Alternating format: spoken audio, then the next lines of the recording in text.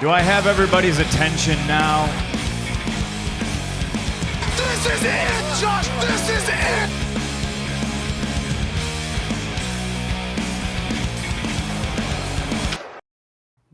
I'll start with the AEW. It was FTR versus, I can't remember the other team. Santana and Ortiz. Okay. So I did like this match. I don't like the story about Cash getting hurt and then it being it made it seem like FTR was the baby faces, which they obviously weren't, right? No, exactly. Yeah. So this match was good. It's probably the best Very match, good. best match of the night, I would say, because FTR is probably a top 2, top 3 tag team in the world. They're the best. Number one. It's not even close to number one. Oh, well, I mean. Oh, okay. If you're about to say RK Bro is number one just to fuck with No. I was always number one has always been the Usos to me, but they don't really wrestle that many caliber of good tag teams, so you can't really see it. But when the Usos are in a feud where there's good wrestling, they're very good. But I like the match. I didn't like the finish. I don't know.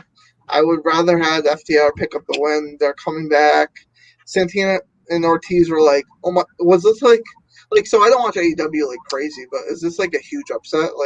Not really. So I kind of expected Santana and Ortiz to win because they did just fight at a pay-per-view where I believe FTR won.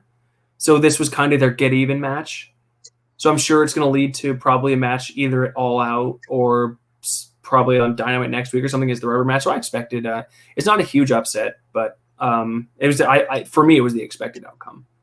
They were acting like their faces acted like they literally just won the World Series. I really enjoyed this match. This was my favorite match. I just want to talk about how AEW this tag team match is so right. The past week, last month or the past month, the tag team matches have been outstanding. You can't tell me we have had a better one of tag team. I'll say they do tag team match. They do not do 6-man tags, right? I agree. They don't do multi-tag. I think WWE runs 6 tag teams way better than AEW does. I'll give you that one. I'm just talking about tag teams here, though. I like the dives. They did early on. They did Santana and Ortiz did some really awesome dives. They were great. I really like the spot where FTR picked up. I believe it was Santana for a double suplex, and then Ortiz speared and Santana. That was very good. That was. I made a note of that I thought because that led to a 2-count roll up, and I thought that was one of the best roll ups. That was just so smooth. I thought that was one of the best near falls of either show. That was so smooth how they did it. I commend them for that. The finish roll up.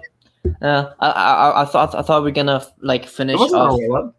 Was it not? No. Oh, my bad. They hit 3 double teams. Okay, my bad on that. But I'm expecting for this feud to finish with the whole who was it? Inner Circle against Pinnacle. The Pinnacle, because I'm expecting Chris Jericho against MJF is the finish of that. I'm not sure. I think this might be the last match. I wouldn't put my eggs in a basket, but I'm hoping.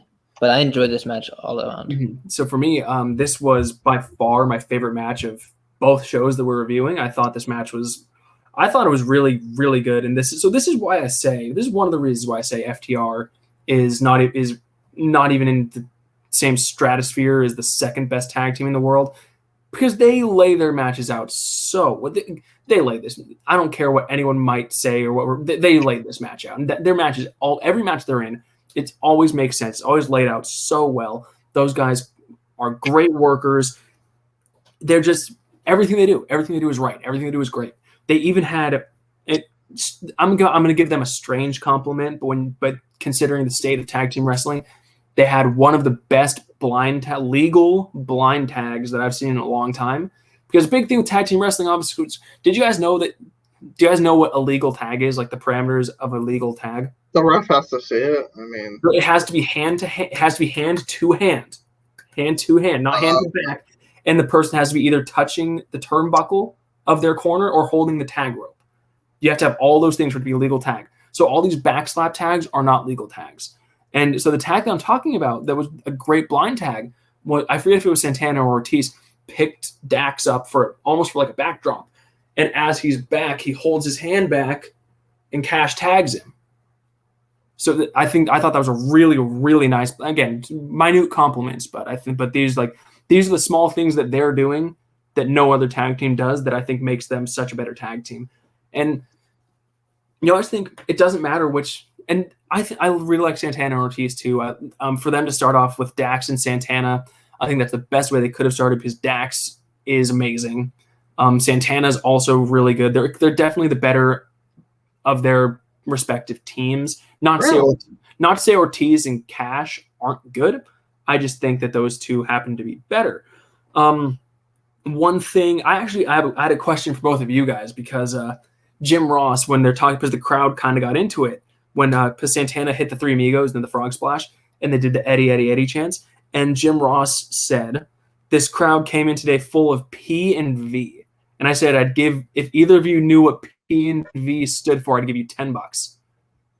So I know what it stands for. I don't think you guys do. P and V, pussy and vagina. I don't fucking know. Nope. I would not. Dom, you're muted. We had a quiz show on Sunday. Oh, how long has it been muted for? Oh my god. not long. Just now. Yeah, Okay, I was about to say. Do you know what P and V stands for? Is it first of all, the quiz show was on Sunday. You missed the cue, Eric. PNV. It's a Chicago thing? I don't know. No. It's an old wrestling. It's an old wrestling phrase, full of piss and vinegar. Thank God we don't have that anymore. So I've heard that before. So yeah. But yeah, anyway, back to the match. So I just thought and they're also really good. So another thing is, I understand that AEW kind of changed their tag team rules to make it make sense. Where when you make a tag instead of 5 seconds, you have 10. But I still just can't really. It just never looks right to me when the formerly legal man is in there for so long, still getting hits on the guy. So these are just little things. And then they got really long heat on FTR, even though FTR is the heels, but that's just kind of a thing now. One thing and this really, as much as I love this match, this really took me out of the finish, was, do you guys remember, they call it the big rig now, but the FTR's finisher, the old Shatter Machine. Do you guys remember when they hit that? Great move. One of the best. Did you notice how badly the ref fucked up that count? Go back and watch it, because they hit it, they go for the pin, and the ref knew ahead of time that the pin's going to be broken up. But he looked over, noticed that, I think it was Santana was breaking it up, but I could be wrong. Whichever one of them was supposed to break it up, he looked and noticed that he was nowhere near ready to break that pin up on time. So he literally stood there for 2 or 3 seconds before he even started the count. And then he goes 1, 2, pauses because he's still not ready to break up the pin, and then the pin gets broken up. So it was like an 8-second pin that the ref fucked up. And then how was that really the ref's fault? Like, the guy is like. But the referees are supposed to count it like a shoot, and if you miss your spot, you miss your spot. So he should have just gone down and counted. If the pin didn't get broken up or the guy didn't kick out, you count 3 and that's it. If they fuck, that's fair. If the wrestlers fuck up, the wrestlers fuck up. That's wrestling. All right. Anything else we say before we move on? Yeah, because that went straight into the finish and just took it. It was a nice finish, but the ref fucked up so bad it took me out of the finish. But like I said, favorite match of either show. Very good match. Very good match. And I wanted to make one more quick comment about it. So this match was 13 and a half minutes. But did it feel to you guys like it was 5? No. It felt around. It felt like 13, to be honest. But the point that I was trying to make was the Charlotte and Nia Jax match was a little over 10. And my point was, a 10-minute WWE match feels like an hour. But for me, some certain AEW matches, they fly by. This match, for me, it didn't feel like 13 minutes. But with WWE, a 10-minute match feels like 20. So I can say what I want. People say what they want about AEW and the formatting of the show being nonsense and things they do not make sense. But you can't take away from the fact that, on the whole, they have a lot better matches than WWE. A lot more excited matches than WWE. Yep. Moving on, we had a really quick, before our CM Punk promo, we had a really quick, no, it's fine. I didn't give you a header for this for a reason.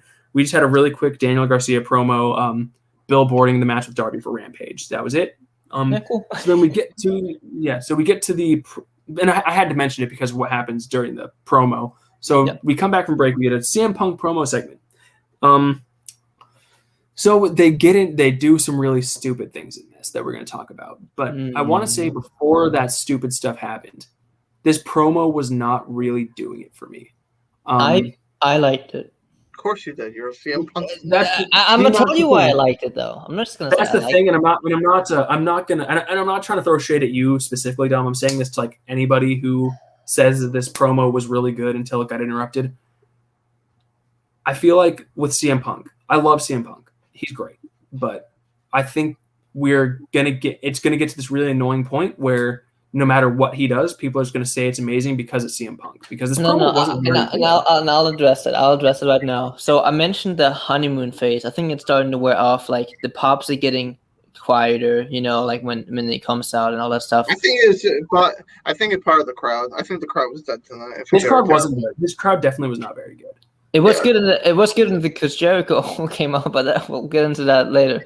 But yeah, I mean, this interview, it didn't really have to be much. It wasn't amazing. It was pretty sure it was like maybe 90 seconds. He just talked about, I feel the thing about CM Punk and his promos is he shoots it real. Like he can blend the character of CM Punk and who he is as a person. What are you making that face for, Cody?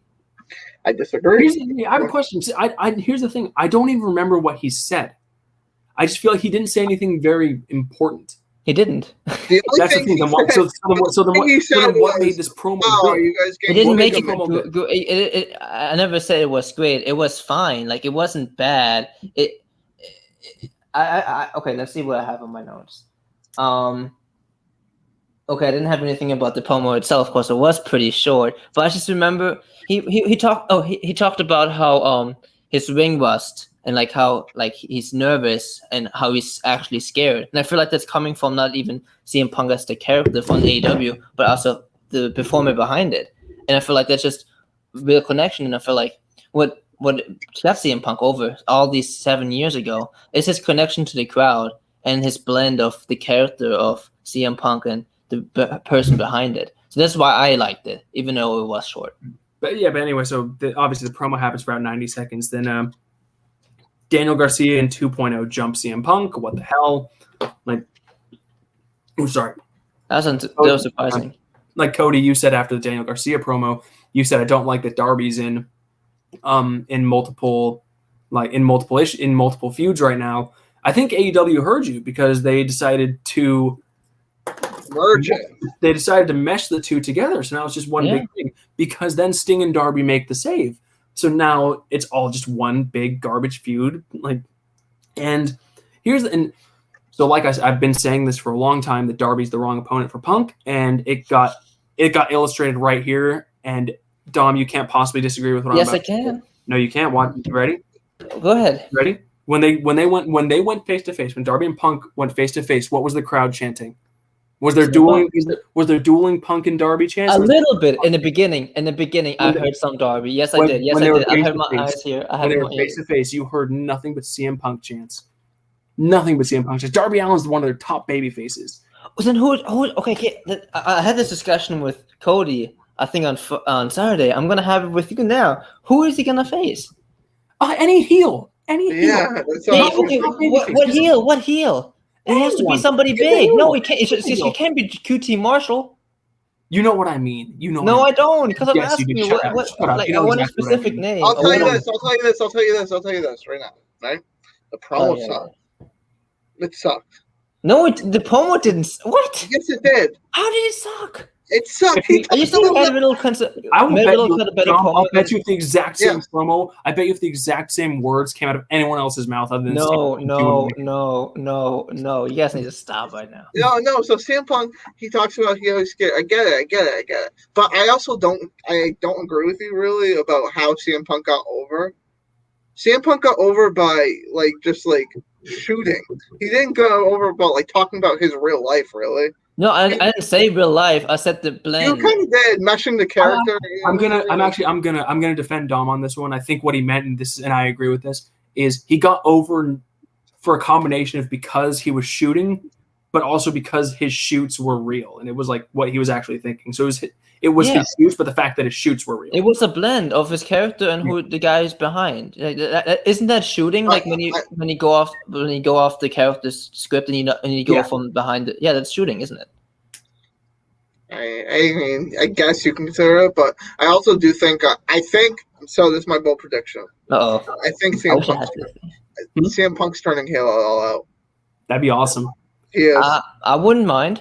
I wouldn't mind. I mean, I've talked about why it doesn't make a lot of sense for Punk to turn heel, but It's so weird that CM Punk mentioned in his promo several times. Are you guys getting sick of me yet? Are you guys getting sick? Like, I'm never gonna get sick of you. And then I can see like it like being the ref down in 2.0 and whatever the other Eddie Garcia, whatever his name is. Daniel. Dane attacking Darby Allin and CM Punk just standing there, not doing anything. Like, remember when the Nexus attacked oh wait, was it CM Punk? There's someone, I think someone was attacking Cena. Someone attacked Cena and CM Punk was just sitting there. Oh, that was probably Shield. No, I feel like that was because Shield was connected with CM Punk. I feel like that was New Nexus. They were attacking him and CM Punk just wasn't doing anything. He was a face at that, and he just pinned him after. Like, I hope CM Punk's turning heel, because if he doesn't, I don't know how this makes sense. So you suggesting the 2.0 and Daniel Garcia joining CM Punk as a faction? No, I'm suggesting I'm suggesting they're attacking Darby Allin and CM Punk just doing nothing about it, and then CM Punk picks up the win. Okay. Yeah. Anyway, back to my point. Dom, please defend that they were chanting for CM Punk and not Darby Allin. Defend that this is still small a good Darby, matchup. and then I heard nobody. Punk all the way. It is official. A small Darby. Yeah, a small Darby. Yeah, his mom was in the crowd chanting. No, but I want to. Okay, fine. I won't defend it, but I will ask. I will go back to the question. It's their top babyface, and it's been established that no one cares about. I will go back to the question. Who should he have faced? Who should he face? I don't have the roster in front of me. I'm gonna pull up the roster. Okay. Because you can't have somebody like QT Marshall. Right, guys, we're gonna be here for 2 hours. I don't care. He makes a dumb point. Here, it's not dumb. I agree with him. I don't think. Then who should he face? I asked you the same question. Here, let's finish up this segment, and then I'll. Okay. So the payoff of this segment, the payoff of all of this was so that Sting could pick up the mic and say, like, it was so cool to see that move. It was so cool to see that. People, just because Punk's been retired for 7 years doesn't mean people haven't been doing the GTS. But anyway, it's so cool. It was so cool to see the GTS. Whatever. It was so cool to see the coffin drop. It was so cool to hit somebody with the Scorpion Death drop. And then and guess what? I'm not going to be in Darby's corner on Sunday. Ooh, that was the point. That was the point of this whole thing. So Sting can say I'm not going to be there. Did you actually see the GTS? Punk almost botched it. No, it was fine. Yeah, Punk almost botched it. You're so blind to everything. Oh my Punk god. Punk You're is talking about Raw for an hour and then this bull crap? Like, oh my god. Dom, you need to watch it back. He almost botched it. Oh no. Punk is Punk is so hilariously Teflon with you right now. All right, let's go on to the next thing. So no. He needs to bring up the names. Go. Go ahead and bring up the names. So the next the next thing that happened, we went to break. We came back. We had a Tony Schiavone sit down with MJF. It was really quick, but MJF, I think, cut a really good promo. This guy's so good. Honestly, I would say that this should have been Punk's first feud if he wasn't stuck in this 1.5 year long feud with Jericho. But he's Dom. You're gonna aggravate me tonight. Dom, we can talk about our prediction show. How about that? Yeah.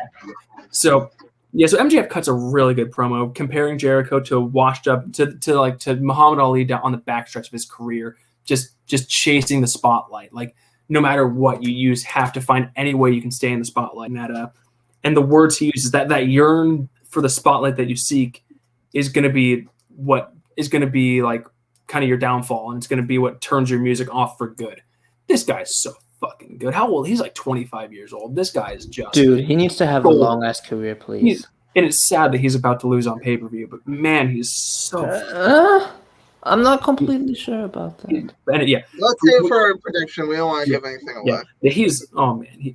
I can't say enough about how great MJF is. What'd you guys think? I just wanted to say... go ahead, Cody. I'm sorry.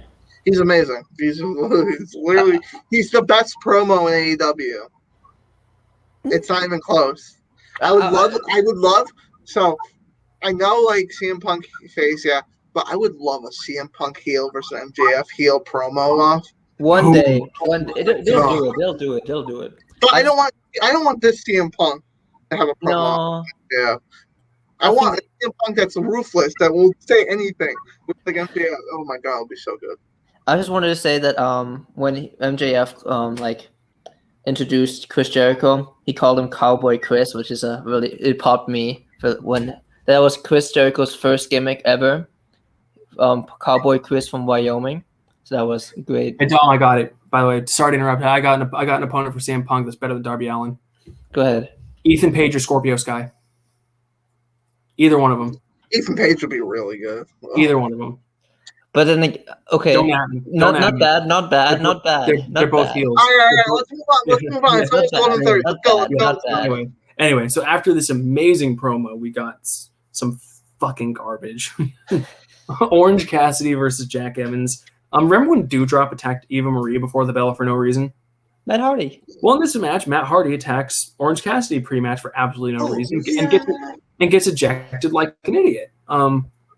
Setting up for him to come out post-match. So what do you have to say? This match went 6 minutes, and it was just stupid. Jack Evans gets heat on Orange Cassidy. Orange Cassidy makes I've seen everything. If you've seen one Orange Cassidy match, you've seen them all. I enjoy them. He does the three. Don't you dare say you enjoyed this match, but I didn't say enjoy the match because okay. It didn't feel like 6 minutes. It was like anyway.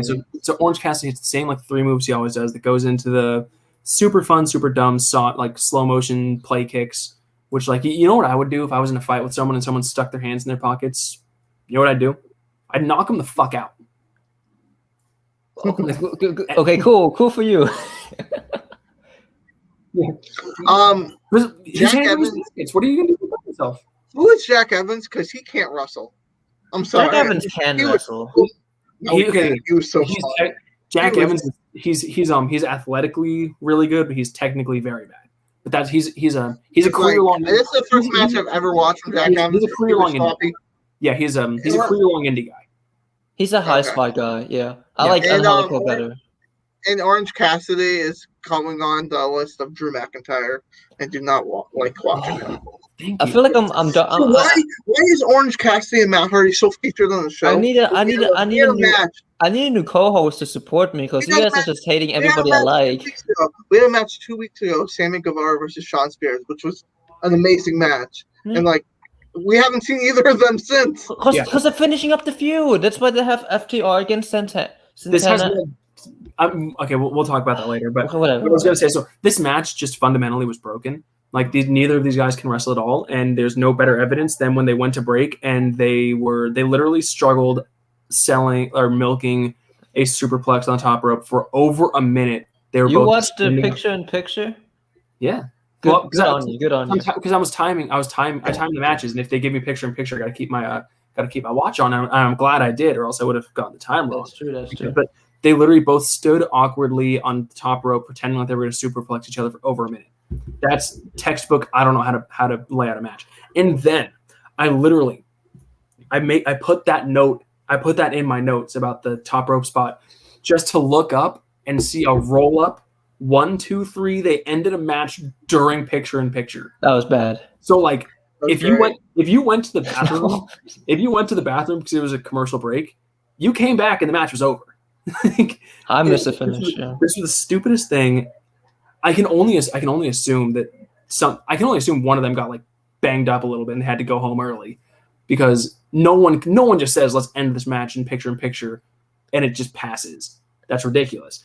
But I guess they needed time for the post match, which was even stupider. So Matt Hardy comes in with Private Party and starts beating up on Orange Cassidy, and then the Best Friends come in to make the save, and then the rest of the Hardy family office comes in to continue the beatdown, and then Jurassic Express comes in to make another save. So they had a post match with 2 beatdowns and 2 saves, one of which from a team that literally has nothing to do with this this conflict. They have a match later in the show. What are they doing out there? Why are they not getting ready for their match? Jurassic Express. Oh yeah, good point. Yeah, they should not have been out there. The whole thing was garbage, absolute garbage. But I feel like the more I get myself going, that's why we go so long. Is I just get myself going. Yeah, no, we gotta hurry up. We're at 1:30 right now.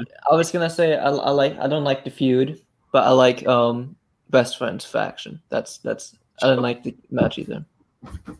What did you just say about the Best Friends? I like the best friends faction. Yes, I need a new co-host here because everybody's against me. I cannot like anything about. I can't like Drew McIntyre. They're like, oh, Drew McIntyre's awful. I can't like Orange Cassidy. I can't like the best friends. I mean, you can like him. It's your You opinion. guys just look at Eric. He's like about to die. It's like, oh damn, how dare Dominic say that? You're killing me, man. You're just killing me. I enjoyed them. I just don't like. All right, let's go. I gotta keep. Anyway, going. yeah. So we had a really quick Miro Eddie Kingston video package where because they have a match coming up on All Out for the TNT Championship. Basically, the long and short of this is Eddie Kingston was like, Fuego del Sol gave you a lot of trouble with DDT. That must mean that your neck is weak. So at our match, I'm gonna target your neck. And then Miro says some things about like him being like God's favorite champion or whatever his thing is, and like you're gonna like meet your maker or something.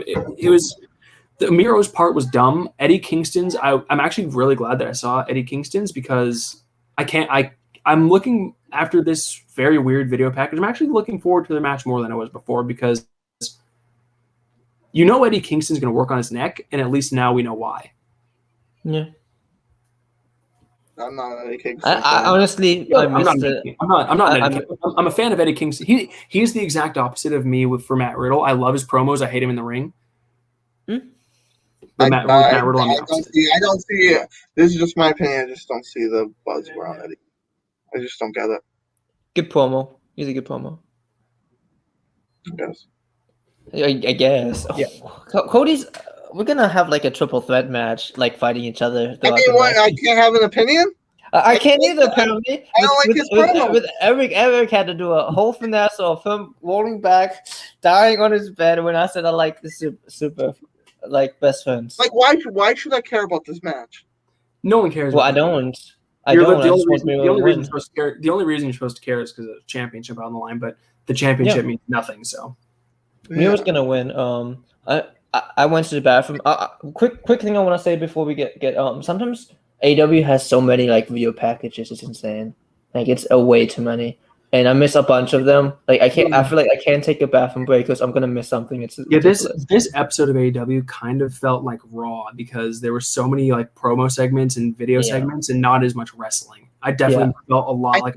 I feel like this is my thing with AEW this week. I feel like All Out caught up to them really quickly. Yes. I don't think they were prepared for All Out. I agree. Yeah. So we go to break. We come back with the JR in-ring interview with Chris Jericho, and I'm not gonna lie. So here's my big takeaway. These are my thoughts. I'm not saying the promo was bad because I don't think it was bad, but I think Jericho, he just kind of said everything we were all expecting him to say, nothing more, nothing less. So to me, this was just my only note. This seemed like a very generic promo, but very well delivered. And that's kind of all I got. It was literally just like, so Chris, why'd you take this match? Oh, because like I need to prove to myself that I can beat him and blah, blah, blah. And I've worked so hard and it was very generic, very by the book, just delivered very well. It was a fine promo, honestly. Chris Jericho is still over like Rover, which surprises me, especially in Chicago. Like I feel like people love the song Judas more than Chris Jericho sometimes, but I'm like, and I said that in the chat, and I was like, okay, but then everybody chanting Chris Jericho, and I'm like, Jesus, I guess people still love this dude, so I'm good for him. I didn't like the promo. I don't like any promo. JR is so like I'm so done with Jim Ross. And then like the thing I really didn't like about this promo is like, yeah, the only thing MJF has over me is 3 wins. I'm like, that's a lot. Isn't that wrestling? Isn't that the object of wrestling is to get wins over your opponent? Yeah, so that is a lot. Yeah, makes much sense. It's a shame that Chris Jericho is probably going to beat MJF. And then all of this will be for nothing. Yeah, and you know what's really driving it home that Jericho's going to win is how many people on this show. JR said it, and then they had another video package later that I didn't make a note of because it's not very important. But they had another video package about this match where Paul White even said like something along the lines of, "I'm really worried for Chris Jericho." That's how you know he's going to win. He's already. All right, we'll talk. Yeah, we'll talk about it on our prediction. We'll talk about it on our predictions. So then we get Dom, you can spell Hobbs correctly if you want. It is OBBS. It's not E. There's no E. Are you serious? It's an E. But, no, It's but you also wrote you put Hoobs. Is it Will? Is it You Will? also- It's Hoops. no. Yeah. Well, you fixed it. I'll start that match. I Oh, did- okay. you'll find rhythm with me tonight. I did not like this match. I usually do like two big guys just fighting, but I just felt like this was so sloppy. I don't know why, but it just felt like all over the place. And if I wasn't watching the show, I wouldn't know who was the heel and who was the face for the majority of this match. So because I wasn't keeping up, I thought Hobbs was the face for a majority until Taz started talking. And he's like, yeah, and then they're like, oh, they attacked Brian Cage. I'm like, oh, okay, that's what this is. But yeah, I didn't really enjoy this match. I was gonna say actually- before that Okay, go ahead. that Eric, you spelled Hobbs with an E. I did. So yeah, that me was wrong. misspelling. Yeah, but I just Yeah, did okay, it. no worries. I did it for an audience of 2. You did it for whatever. But anyway, Whatever. But anyway, so here's my. I wanted to like this match because I like both of these guys. Will Hobbs is another guy that I think he's super young. He's still pretty green, but there's a lot of potential in him, and I think he already is. I think he's picking up really fast. I think he works well. And Brian Cage, I think he has a very unique style because to be his size and do some of the things he does, I think it's really impressive. So I like both these guys. But this was another one like the Xavier Woods AJ Styles match that I'm not into this conflict. This Team Taz thing's been going on for so long. I couldn't get myself into this. Plus, the match itself just wasn't very good. And then the finish was the exact same finish that we saw with the Brian Cage Ricky Starks match, where Hook distracts, somebody hits Brian Cage with the belt, and then finisher 1, 2, 3. We saw that exact same finish, except you switch Ricky Starks and Will Hobbs, in AEW's Powerhouse Hobbs. But I was it gonna was say the exact. They even said that. They even said that on the broadcast. Oh, they did the same thing. Mhm. yeah, that's true. I was gonna say I like the feud. I don't like the bell for the feud. This match, I liked. I didn't like the finish. I enjoyed because I felt like it was two titans, kaijus, going against each other, and it really much felt like that. Mhm. But It's a cool matchup. yeah, really is it's a a cool great matchup. I just didn't like the finish. I really don't like how they're building this feud. I like the feud premise in general because I felt they have been building a Brian Cage split for months now. I don't like the resolution. I don't know. Well, we don't know the resolution yet, but I don't like how they're finishing or building to the finale. Well, what we perceived to be the finale. For what they've done with these two guys, I don't know why. I mean, I have my reasons why I care because I like both these guys. But if I was just a fan that's never seen these guys before and I've just seen them the past 6 months, why do I care about them? Team Taz loses all their matches. It's not it's not like this was a dominant faction that got split up. This was a terrible faction that loses all of their matches and one guy just kind of wants to beat the other guys. Did they lose the Derby feud? Yeah, of course. They don't win matches. Okay. Yeah. And the crowd wasn't into it because they've been given no reason to care about either. Like Brian Cage is the babyface. He's not over. So yeah, the crowd was dead because like myself, nobody really has a reason to care about these guys unless you already know these guys. Yeah, that's true. Is Brian Cage related to anybody famous? I don't think so. But that, we actually have a really good tab for Cody to not really be a religious AEW watcher, indie watcher is actually really good for a situation like this because he didn't really care for the match and for that exact reason because he can only go off of what AEW shows us because he didn't watch these guys on the indies. Yeah. And me and Dom, who saw these guys on the indies, we know we've been predisposed to like these guys, but for a casual fan that's just kind of tuning in, they don't care. They don't care. Yeah. That's all I gotta say. That's all I gotta say about that. So the next 10 minutes. So we had I don't know if I gave you a header for this, Dom, but the Malachi Black. You did. You did. I thought this was awesome. I threw a fit last week when I found out that Lee Johnson was his opponent. But after this promo, oh man, I missed it. To be honest, he is going to crush Lee Johnson's soul, and I can't wait. I'm so this excited. was easily the best promo / package of the night. Easily. Yeah. He just looked like a badass. He looked like he's like, I took mercy on Brock. I took mercy on Arn. I took mercy on Cody Rhodes. I'm not gonna do that. So it's gonna be like a 5 or 6 minute match where Malachi Black just rocks his world, and I can't wait. Dom hasn't seen it, so I guess we can move on. I haven't seen it. I was bathroom break. Like AEW feels like a marathon of holding your pee because you're gonna miss something if you go to the bathroom. Yeah. So yeah. Usually, this was something. Luckily, if you took a bathroom break, you didn't miss much outside of some. Well, I came back to seeing this. Something it popped me for a sec, but that's also OT. I'm not talking about this because it's terrible. So. I'll give the quick rundown of what happened. So QT Marshall is in the ring with his faction that no one cares about, the Factory. Pretty much says, Paul White, come out here right now and face me. And Paul White comes out.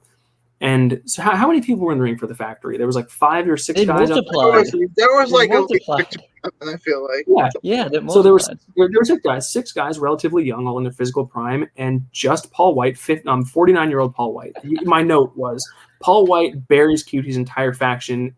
He's almost 50, and he literally just beat all of them up and cleared the ring. And then after he clears the ring, after he's the only one standing in the ring, he's beating up everybody. Then the Gun Club comes out to make the save, which makes no sense. I was like, okay, why do I care? Like the Gun Club, they're undefeated. Okay, I guess they're giving them more TV time. Well, and then Billy Gunn hits turns heel, hits Paul White with a chair. I popped for. Did I cut out for a sec? Oh, I was gonna say with the Gun Club, they were with Big Show or my bad, Paul White last week with the match. Remember because Gun Club had a match last week. I didn't watch last week. I was in Chicago, but So Billy Gunn hits Paul White with a chair, turns heel. I popped for it initially because it's a heel turn. Billy Gunn's one day was way back when was a big star. I thought it was a cool moment. Did it serve any sort of purpose? Not really. Because do we now think Paul White might lose to QT Marshall at All Out? No. I certainly don't. And then something that was really funny to me was every time the Gun Club's out, Tony Schiavone and JR, they're talking about what great kids Austin and Colton got are. And then all it takes is Billy Gunn hitting Paul White with a chair, and all of a sudden the kids are scumbags. I look like scumbag kids just watching. They didn't do anything. Did you see the face that Paul made? No. Look, this is something like this. This is my favorite picture. Cody knows all about this picture. So we don't need to talk about that anymore. Stupid segment for a stupid feud for a stupid match no one cares about. We all know who's going to win. Yep. Which led us to a match that I didn't care about and no one cared about. That was stupid, and it was Ty Conti versus Penelope Ford. I don't care about this match. I didn't even watch it, if I'm being honest. I didn't pay attention to it. Yeah, I paid no attention as far as making notes. All I know is Ty Conti attacked before the match, and I didn't care. And the ref started the match anyway. Didn't check on Penelope Ford. Just started the match anyway. And then the match happened. It lasted 7.5 minutes. It was complete garbage. Tons of botches. An atrocious finish. What was the finish? It was really, really bad. I remember. I think I remember. So I remember. Bunny came out. Bunny distracted. Then Penelope Ford was gonna hit Ty Conti from the back. She actually hit Bunny off the apron, and then I think it was a roll up. Then it was a finish. Yeah. So Bunny comes up to distract Ty Conti, and Ty Conti's looking over her shoulder, waiting for Penelope Ford, so she knows when to get out of the way. She gets out of the way 2 or 3 steps too early, so then you just have Penelope Ford basically charge at Bunny, make sure to not actually hit her, so she wouldn't hurt her, because it's not like this is wrestling or anything. And then the Bunny turned around, looked at where she wanted to land, and then jumped off the apron, and then I guess some sort of roll up. Really, really stupid, just awful match. All of this for an Anna Jay save, because there was of course a beat down after the match. For an Anna Jay save, I did not care about this because I don't care about the AEW women's division. There are 2 women I care about, and neither of them were involved in this, so I don't care. Which is the second one? Thunder Rosa, Britt Baker, yeah. Okay. I was gonna say there was an ugly ass backbreaker. I don't know if you caught it, but Ty Conti did a backbreaker on Penelope Ford, and it was bad. I don't know if you caught it. I wasn't really watching this match. Maybe I can find it on YouTube on the back. It was pretty bad. It was long as hell, way longer than it should be. and way too many roll-ups. Yeah, and then after the match, we cut to Thunder Rosa backstage, cutting a promo about the Casino Battle Royal. I don't remember what the question was. I think it was about the Casino Battle Royal. Okay. And then Nyla Rose and who else? Who was the other person? Who was the other woman right there? What's the name with the manager? Jade Cargill. Yes. And Jade Cargill and Nyla Rose come up and corner her, and then Thunder Rosa tries to fend them off, and they just kind of have a brawl for no reason. Yep. I wanted to call this entire because Britt Baker also had a short promo where Tony Schiavone had been teasing. Britt Baker heard about this big signing. Oh, Britt Baker tweeted that she had a big free agency announcement, which obviously they're all teasing Adam Cole because that's Britt Baker's boyfriend. Yeah. So naturally, what you love, what this is what I would do to my fan base. I would pretend I'm going to give them something they want, and then overtly give them something they don't. I mean, I feel like we all knew that wasn't going to happen. No, I didn't think it was going to be Adam Cole because that just happened. He's going to have when he leaves WWE, he's going to have a 90-day no compete. He's already a free agent. I thought, oh really? Well, either way, I didn't think that. You only get a 90-day if you get released. He's okay. free. See, what I thought that it might be Ruby Riott. That's what I was thinking. But no. She's already for MLW. Oh, is she? Okay, I didn't know that. Yeah. But anyway, I thought it was, I signed an extension. The name I thought of was Lana, because Lana just tweeted 90-day or something like. Buddy Murphy is a free agent now.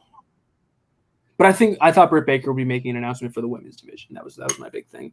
But it's not. So I honestly these 3 segments back to back was clearly just them trying oh shit, it's like they formatted the whole show and realized they didn't do any female stuff. So what's your one in for this 15 minutes? So I wanted the banner that I wanted to send Dom for the whole thing was random women's division stuff because that's just exactly. But that's all it was. These 3 segments back to back were just random women's division stuff, and then we get I do think you either see Adam Cole on SmackDown or All Out. No. We'll see. He's gonna go to AEW. I don't think he's going to SmackDown because he would have been there already. Yeah, we'll see. No, he wouldn't. No. See, my prediction just to get off track. My prediction: he's going to cost Finn Balor the Universal Championship on Friday. But either way, because Tom, you're so right about everything. I am sometimes. You can't deny it. Whatever. We only have one more match. We got one more match to get through here. So we get to our main event, which was the Elite, comprised today of the Super Elite, comprised of the Young Bucks and the Good Brothers against the Jurassic Express and the Lucha Brothers. This matchup makes no sense because Jurassic Express and Lucha Bros just fought each other on random. Mutual respect. No. I'll argue. Stop. I don't. Yes. Can I just ask that you just not talk for a little bit because mutual respect is a way overdone. It's way overdone.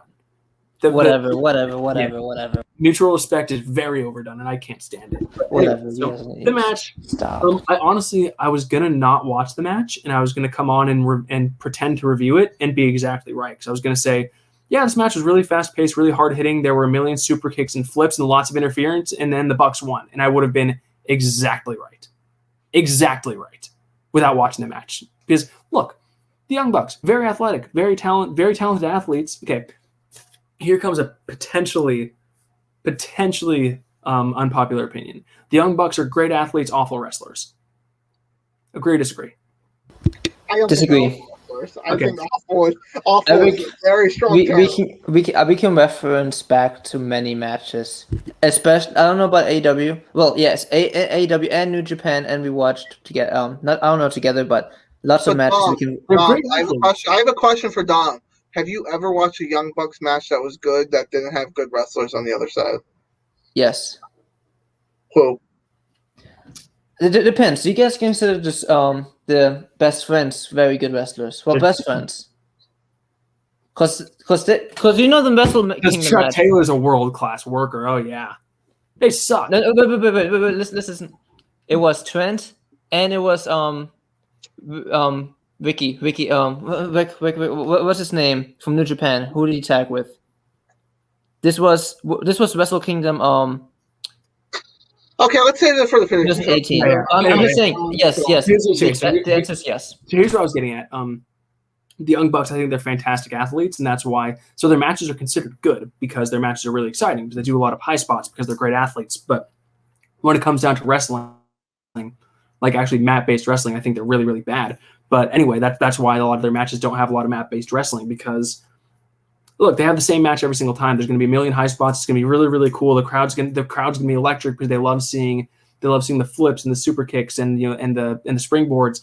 And that's great. They know what their audience wants. They know what their audience wants to see, but it's the exact same match every time. And they're so bad. You can tell how bad they are laying out a match because there's so much interference. There was literally within 2 minutes of this match starting, there was interference. How it can't be that hard to book one match without interference that you have to have all of this interference going on, especially so early. So there's a bunch of interference muddying the whole thing up. I couldn't watch this very seriously because again, we all knew what was going to happen. There's going to be a bunch of especially with the Lucha Brothers in this too, there'd be a lot of really, really cool moves that happen all at once. And then like a bunch of super kicks and it was going to be cool. Like it's going to be fun to watch. I'm not saying I didn't I enjoyed watching the match because everyone enjoys high spots, but we all knew it was going to be a bunch of high spots and then some interference that leads to a Young Bucks win. And that's what it was. And they clearly wanted to get this match out of the way to get to that post-match that we'll get into in a sec. I have two thoughts on this match. Bold thoughts. One, why would a Lucha Bro eat a pin? That's true. 4 days before All Out. That's true. Two, I forgot. You forgot. It was something. Wait, before you get to the thought. I remember two. I hate the Good Brothers. They need to go away. They are pointless. What do they do? You're pointless. Okay. You have no what do they do other than sit on the apron the whole time? I mean, that's the point of the Super League. What does TNA get from or Impact? What does Impact get from having the Good Brothers on the AEW? They can be like, there's an all championship on a big TV. Yeah, they just get exposure even though Exposure, yeah. It's exposure even though they barely talk about Impact on the show. I was gonna answer your question. Roppongi Vice, Wrestle Kingdom 11 versus the Young Bucks. Roppongi 3K, Wrestle Kingdom. I'm just answering your question. We're almost 2 hours done. Yeah, what'd you think of the match though, Dom? I didn't really care. I think I set up the stream for it, and I was like, I saw the ending, and I was like, okay, cool. Yeah, I completely agree with Cody. I think obviously the Bucks were the Elite was gonna win this match, but they should have beaten Jungle Boy or Luchasaurus because of the match that's happening on Sunday. But here's the thing: but we know the Bucks aren't dropping the titles, which makes we know it. I'll be okay. I won't say we know it. I'll say I'll be very, very surprised if they do. Which is why everybody picks on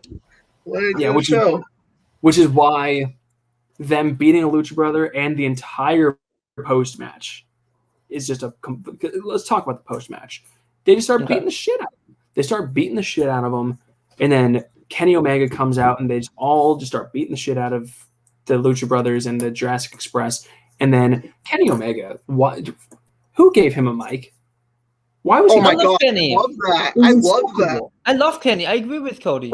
When Kenny was getting attacked, he's like, "Help! Help!" Kenny's hilarious. He's a comedic. Because you want your champion to sound like a complete pussy. Oh my god! I get what you're saying, but it was just funny to me. Every heel needs to be like a super bad, serious guy. He can be like a comedic little guy.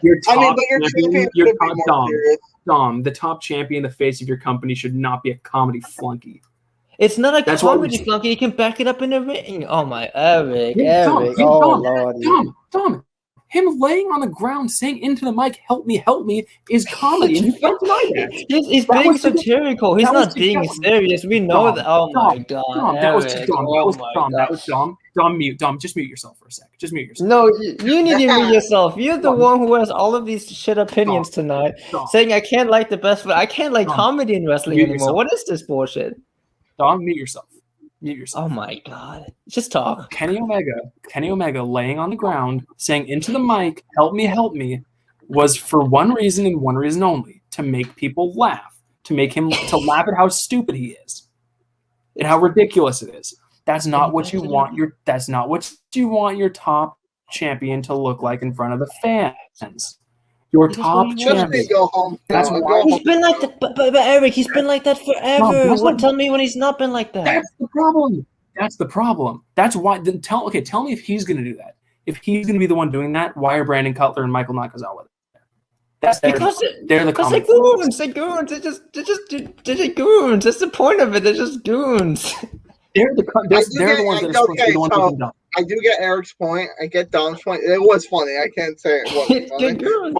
But I do get Eric's point that a go home show on AEW. I feel like Kenny. I would love to see Kenny in a character like Kurt Angle as the wrestling machine.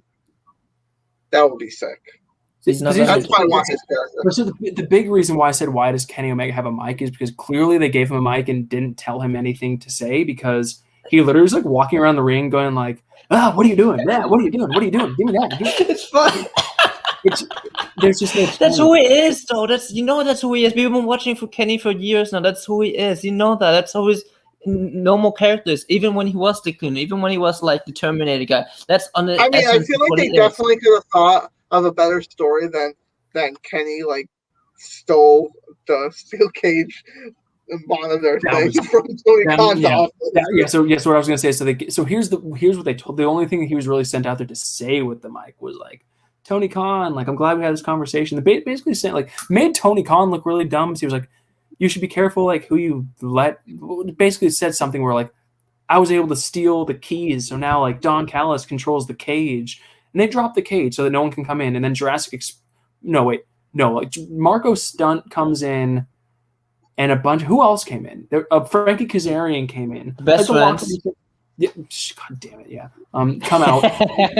So all these guys come out and they start trying to climb the cage, and it's like this whole post match was just awful. It was a mess, stupid. But it was a mess. Yeah. It was a good match. It would have been cool to see someone actually climb it fully and jump. That would have been cool. That'd be fun. Oh yeah. Here's all I'm gonna say. I'm gonna leave it at this. I don't want my top champion looking like an idiot. Can you imagine? Then go watch Raw. Then go watch Raw over. Then watch Raw and watch Bobby Lashley. Can you imagine if Roman Reigns after SummerSlam when Brock's music hit, he had the mic, right? He's like, Dom. Let me finish. How stupid would it have looked if after SummerSlam, when Brock's music hit, Roman Reigns had a mic and went, oh my God, Paul, let's get out of here. But that's not Roman, and he never has been. Even as a babyface, he's been more of a serious guy. That's been Roman, and Kenny's always been the goofball. He fought a dummy, for Christ's sake. He fought a young child. Yeah, but like, then people compare Kenny and Roman, and there's really no. I'm not comparing them. No, I'm not. Did I say you? I said people. Okay, that's them. What I'm saying is, I don't have an issue with Kenny doing these things. My thing is, I have an issue with him doing these things if he's going to be like the champion and therefore like the public face of the company. Because you don't see Cody doing this nonsense, and there's a reason for that. Because Cody kind of is the face of AEW. You don't want the people. Leave Cody out of this. Leave Cody out of this. My point is, you don't want the people representing your brand to be doing things like that because that makes your brand look. Because like, from my perspective, if their top champion is a comedy pussy, what does that say about the entire roster? It doesn't say anything about the roster. That's what I'll say. You know why? Because the roster doesn't reflect the world champion all of a sudden. Just because Roman is a serious guy doesn't mean everybody else is serious. But I think the top guy should be serious. To a fault. That's your opinion. That's your opinion. I think anybody can be serious. To a fault. Again, this is me being old school. I like wrestling when it was good. Then go back to your Jim Cornette days, okay? I don't care. I'm saying I'm a fan of wrestling when it was doing the highest ratings it ever did, and that's how they did it. But so okay, let me ask you this. Let me ask you this. Do you think Rock wasn't goofy? He was. There's a difference though. There's a difference in how Rock was goofy and how Kenny Omega. Then Rock was not goofy. He was funny. He was. But right. Like Rock did some like goofy things, but he never laid on the ground and said, "Help me, help me, help me." Okay. I don't see where The Rock would be goofy at all. If I'm being honest. Are you serious? Okay, you need to watch. When was he goofy? If we're gonna use WWE, if we're gonna use the WWE example, Dom, you know who in WWE would lay on the ground and say, "Help me, help me, help me." You know who would? R-Truth. Would this R-Truth character be a credible I champion? need to bring on a tag team partner for this. I don't know about this. All right, I think we call that a night. Okay. Yeah. This conversation can continue later. So, what we're doing is Friday. We're going to do we're going to record all out predictions. We'll post them Saturday, and we'll have our Saturday night recap of SmackDown and Rampage, and that's it. All right. Cool. Peace out.